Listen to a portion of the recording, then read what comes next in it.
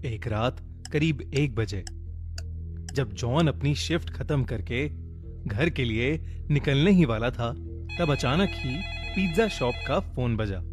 John ने phone उठाया तो कोई आदमी बहुत ही सहमी आवाज में ऑर्डर दे रहा था। पहले तो जॉन ने ऑर्डर लेने से मना करने का सोचा, क्योंकि पिज्जा शॉप का क्लोजिंग टाइम ऑलरेडी हो चुका था। मगर जब उस आदमी ने 4 लार्ज साइज पिज्जा ऑर्डर किए तो जॉन ने ऑर्डर ले लिया, क्योंकि अक्सर बड़े ऑर्डर पर एक अच्छी खासी टिप भी मिलती थी और जॉन को पैसों की जरूरत भी थी। जॉन जल्द से जल्द पिज्जा लेकर डिलीवरी करने निकल पड़ा।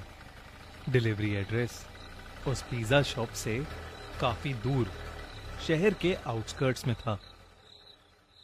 देर रात हो चुकी थी और वो रास्ता भी काफी सुनसान था। सड़क कच्ची थी और उसके दोनों तरफ बहुत सारे जंगली पेड़ पौधे थे। रास्ते में कोई स्ट्रीट लाइट भी नहीं जल रही थी, जिसकी वजह से वहां अंधेरा ही अंधेरा था। कुछ और देर की ड्राइविंग के बाद जॉन उस एड्रेस पर पहुंच गया। वो एक बहुत ही पुराने दिखने वाले अजीब से घर के सामने खड़ा था। वो घर फॉरेस्ट एरिया के अंदर था और उस घर की कोई भी लाइट नहीं जल रही थी, बल्कि आसपास कुछ हलचल भी नहीं थी। बिल्कुल ऐसा लग रहा था कि जैसे वो घर सालों से वीरान पड़ा है और उस घर में कोई रहता ही ना हो। जॉन उस घर को देखकर थोड़ा घबरा रहा था, इसलिए उसने अपने मैनेजर को कॉल किया। वो अपने मैनेजर को वो सिचुएशन एक्सप्लेन करके वहां से वापस चले जाना चाहता था, लेकिन उसके मैनेजर ने फोन ही नहीं उठाया। जॉन अगर बिना मैनेजर को बताए वो चारों पिज्जा वापस ले जाता तो उसका मैनेजर उससे बहुत ज्यादा गुस्सा हो जाता और उसकी सैलरी भी काट लेता। इसलिए जब बार बार कॉल करने पर भी उसके मैनेजर ने फोन नहीं उठाया तो उसने एक बार उस घर के पास जाकर डिलीवरी ट्राई करने का मन बनाया। जॉन जैसे ही आगे बढ़ा, उस घर के अंदर की एक लाइट ऑन हो गई।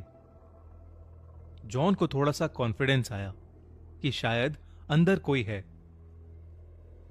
उसने डोरबेल बजाई और जोर से कहा, पिज्जा डिलीवरी।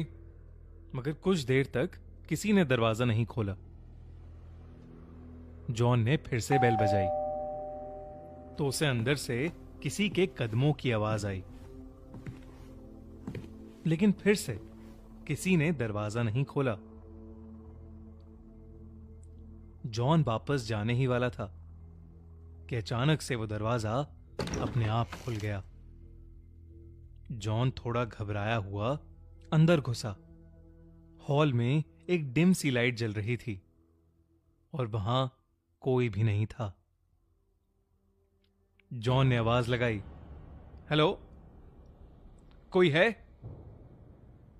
प्लीज अपना पिज्जा ले लीजिए।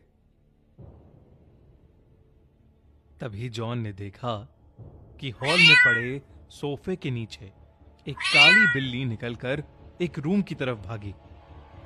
जैसे ही वो बिल्ली उस रूम में घुसी, उस रूम की लाइट्स और टीवी ऑन हो गया। साथ ही छोटे बच्चों की शैतानी करने की और हंसने की आवाज भी आने लगी। जॉन को लगा कि कोई शायद उसके साथ किसी किस्म का मजाक कर रहा है।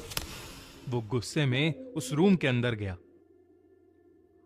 वहां 2 छोटी सी लड़कियां बैठी थीं। वो दोनों वहां बेड पर बैठे बैठे जॉन को अजीब तरीके से घूरे जा रही थीं। जॉन उनसे कहने लगा कि वो कब से डोरबेल बजा रहा है और वो लोग हैं कि दरवाजा ही नहीं खोल रहे। जॉन उन पर गुस्सा कर रहा था, लेकिन वो दोनों फिर भी वहीं बैठी बिना कुछ बोले बस जॉन को घूरे जा रही थीं। जॉन ने फिर कहा, मैं पिज्जा देने आया हूं। तुम्हारे घर में कोई बड़ा है जिससे मैं पेमेंट ले सकूं? अचानक उन लड़कियों की आंखों का रंग सफेद पड़ गया और उनकी चुप्पी एक खतरनाक हंसी में बदल गई। उन दोनों ने उस कमरे के दरवाजे की तरफ इशारा किया जो जॉन के ठीक पीछे था। जॉन पीछे पलटा तो वो घबरा उठा। उसके हाथ से चारों पिज्जा के डब्बे नीचे गिर पड़े क्योंकि उसके ठीक सामने एक भयानक औरत का साया खड़ा था। ये सब देखकर जॉन डर के मारे कांपने लगा। वो जैसे तैसे अपनी बाइक की तरफ भागा और वहां से निकल गया। उस औरत का साया और वो दो लड़कियां उस घर के दरवाजे पर खड़े हुए उसे जाते देख रहे थे। जॉन अभी कुछ ही दूर पहुंचा था कि उसे फील हुआ कि उसकी बाइक खराब हो रही है। एकदम से बाइक के घिसटने की आवाज आने लगी और बाइक बंद पड़ गई। सहमा हुआ जॉन बाहर निकला और उसने देखा कि उसकी बाइक का टायर पंक्चर था। उसने डर के मारे पुलिस को फोन मिलाया और जल्द से जल्द मदद मांगी। वो आसपास देखने लगा और अचानक ही उसकी नजर बाइक के रियर व्यू मिरर पर पड़ी, जिसे देखकर उसके पैरों तले जमीन खिसक गई। बाइक के पीछे उस औरत का साया और वो दो बच्ची खड़ी थीं। वो तीनों धीरे धीरे जॉन की तरफ ही आ रहे थे। जॉन हड़बड़ा के बाइक वहीं छोड़कर जंगल की तरफ दौड़ने लगा। दौड़ते दौड़ते वो बहुत थक गया और एक बड़े से पेड़ के पीछे जाकर छुप गया। वो बस अपनी जान के लिए दुआएं मांगने लगा कि कुछ ही देर में उसे दूर से पुलिस सायरन की आवाज आई और उसने अपनी बची हुई हिम्मत लगाकर अपनी बाइक के पास वापस दौड़ना शुरू कर दिया। वो वापस अपनी बाइक तक पहुंचा तो उसने देखा कि पुलिस उसकी बाइक की इन्वेस्टिगेशन कर रही थी। उसने पुलिस को सब कुछ बताया और उन्हें उस घर तक ले गया। पुलिस ने उस घर के अंदर जाकर जांच पड़ताल की, लेकिन उन्हें एक जंगली बिल्ली के अलावा उस घर में कोई नहीं मिला। अगली सुबह जॉन को यह पता चला कि वो घर पिछले 3 सालों से खाली पड़ा है और तो और 3 साल पहले उस घर में एक औरत और उसकी 2 छोटी बेटियां रहती थीं, जिनका एक रोज अचानक मर्डर हो गया था। ये जानकर जॉन के होश उड़ गए। उसे समझ आ गया कि उस दिन जिन लोगों को उसने देखा था वो उस औरत और उसकी छोटी बच्चियों की आत्मा ही थी, जो शायद आज भी उस घर में कैद है।